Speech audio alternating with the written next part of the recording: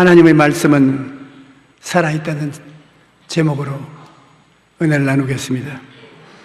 인간관계에 있어서는 특히 말이 중요합니다. 속담에 되로 주고 말로 받는다는 속담이 있는데, 조금 주고 그 대가로 몇 배나 많이 받는 것을 뜻합니다. 우리의 입술의 말도 되로 주고 말로 받습니다.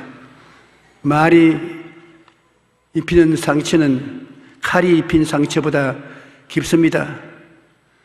그러므로 좋은 인간관계를 가지려면 서로 상대한 말을 조심해야 되는 것입니다. 좋은 말을 듣는 사람뿐만 아니라 좋은 말을 하는 사람에게도 유익을 가져오고 행복을 가져옵니다. 우리 입술의 말을 이처럼 중요하기 때문에 말을 주의해서 잘 사용해야 되는 것입니다. 그렇다면 어떻게 하는 것이 말을 잘 사용하는 것일까요? 먼저는 하나님의 말씀의 능력을 잘 알아야 합니다. 그리고 그 말씀을 일상생활에 잘 이용해야만 되는 것입니다. 우리가 하나님의 말씀이라고 말하기도 하고 하나님의 말이라고 하기도 하는데, 창조주를 성경에는 말씀이라고 불렀습니다.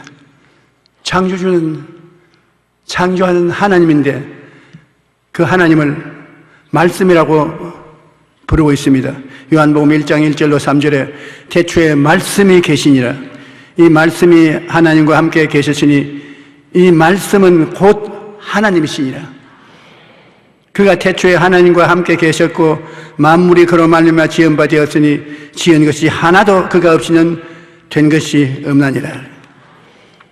모든 만물이 하나님 말씀에 의해서 지음을 받았다는 것입니다. 우리가 하나님의 말씀을 들을 때 믿음이 마음속에 솟구쳐 올라오는 것입니다. 창세기 12장 3절로 4절에 보면 너를 축복하는 자에게는 내가 복을 내리고 너를 저주하는 자에게는 내가 저주하여 땅의 모든 족속이 너로 말미암아 복을 얻을 것이라 하신지라. 이에 아브라함이 이 야훼의 말씀을 듣고 순종하여 나아가고 롯도 그와 함께 따라갔으며, 아브라함이 하란을 떠날 때 나이가 75세였습니다. 여기서 보면 아브라함이 야훼의 말씀을 따라갔고라고 하고 있는데, 아브라함이 75년 동안 살았던 정든 고향을 떠날 수 있었던 것은 하나님의 말씀을 듣고 믿음이 생겼기 때문인 것입니다. 성경을 읽고 하나님 말씀이 마음속에 역사할 때 우리가 변화를 받게 되는 것입니다. 하나님의 말씀은 살아 있는 말씀이기 때문에 하나님의 말씀을 들을 때 마음에 믿음이 생기는 것입니다. 시편 33편 6절로 9절에 보면 야훼는 말씀으로 하늘을 지음이 되었으며 그 만상이 그의 입기운으로 이루어졌다. 그가 말씀하심에 이루어졌으며 명령하심에 견고히 섰다고 말씀한 것입니다. 우리가 지금 보는 이 모든 만물은 하나님의 말씀에 의해서 지어졌다는 것입니다. 그 말씀이 바로 성경 말씀인 것입니다. 그 성경 말씀을 하나님이 우리에게 주셨다고 말씀하고 계시는데, 하나님 말씀을 맡은 우리는 얼마나 중요한 위치에 있는지를 깨달아 알아야 되는 것입니다. 여러분, 우리 한 사람 한 사람은 하나님이 지극히 사랑하셔서 당신의 창조적인 말씀을 우리에게 맡겨놓고 이를 따라서 창조하며 살라고 하신 것입니다. 그러므로 하나님께서는 우리와 같이 계실 뿐 아니라 예수님은 하나님이 사람의 육체를 옷 입고 직접 나타나신 것입니다. 요한복음 1장 14절에 말씀이 육신이 되어 우리 가운데 거하심에 우리가 그 영광을 보니 아버지의 독생자의 영광이요 은혜와 진리가 충만하더라. 예수님은 바로 하나님의 말씀이 육신이 되었다고 말하고 있는 것입니다. 예수님을 통해서 하나님을 우리가 보고 알게 만들어 주셨으며 예수님이 만물을 지으신 하나님이시라는 것을 말하고 있는 것입니다. 말씀은 하나님의 마음입니다. 하나님의 마음을 알려면 말씀을 찾아가면 되는 것입니다. 이사야 41장 10절에 두려워하지 말라 내가 너와 함께함이라 놀라지 말라 나는 내 하나님이 됨이라 내가 너를 굳세게 하리라 참으로 너를 도와주리라 참으로 나의 의로운 오른손으로 너를 붙들리라고 말씀하고 있는 것입니다. 하나님의 말씀은 죽은 것이 아닙니다. 하나님 말씀이 죽은 것처럼 성경에 기록되어 있지만은 하나님 말씀은 살아있는 것입니다. 하나님의 말씀인 성경을 우리는 지식을 얻기 위해서 읽어서는 안 되는 것입니다. 하나님 말씀은 변화를 가져오기 위해서 우리에게 주신 것입니다. 성경은 정보를 얻어서 우리 지식을 쌓기 위한 책이 아닙니다.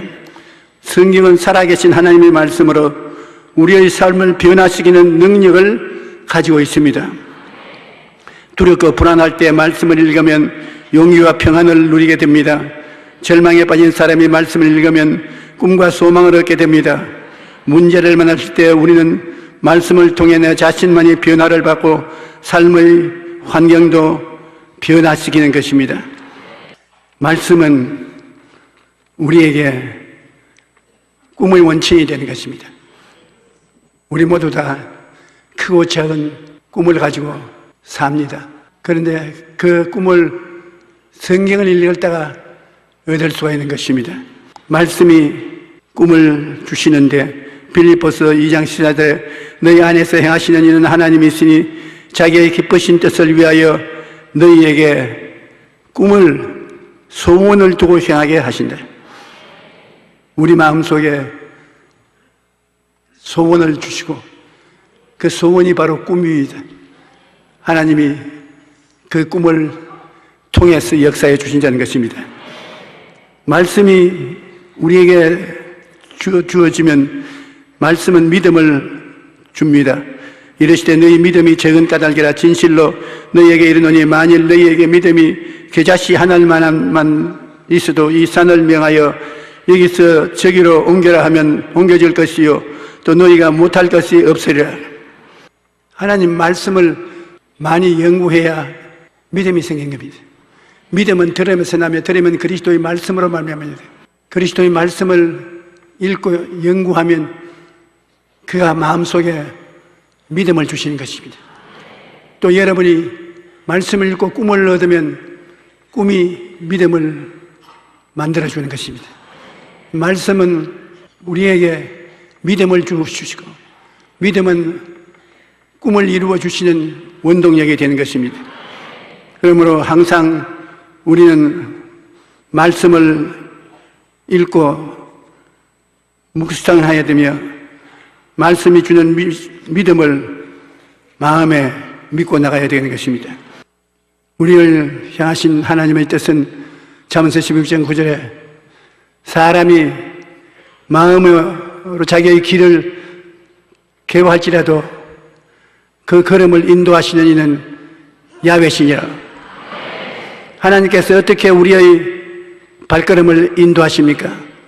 시편 119편 105절에 주의 말씀은 내 발의 등이요 내 길에 빛이 되나이다 라고 말씀했는데 하나님의 말씀은 우리 걸음을 인도하시는 것이 되는 것입니다.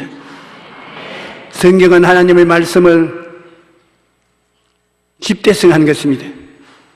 우리는 성경 속에 하나님의 뜻하신 것을 만날 수가 있습니다. 우리의 모든 문제가 성경에 직접으로 간접으로 기록되어 있습니다. 우리가 마음속에서 하나님의 지혜와 지식과 총명과 능력을 받아들이면 하나님의 광명한 빛을 쫓아 걷게 되는 것입니다. 하나님은 우리 영혼이 잘 때면 같이 범사에 잘 때며 강건하고 생명을 얻을 때 풍성히 얻기를 원하고 계십니다. 오늘 여러분 그 자리에서 무엇을 하면 시험해 볼까요? 이 고난은 내게서 떠나가라. 고난은 나의 이익을 위해서 보낸 것도 되니까 전체 대표가 안 되겠지요. 귀신 보고 한번 말해 보십시다. 너희 귀신아, 예수 이름으로 명하노니 떠나가라.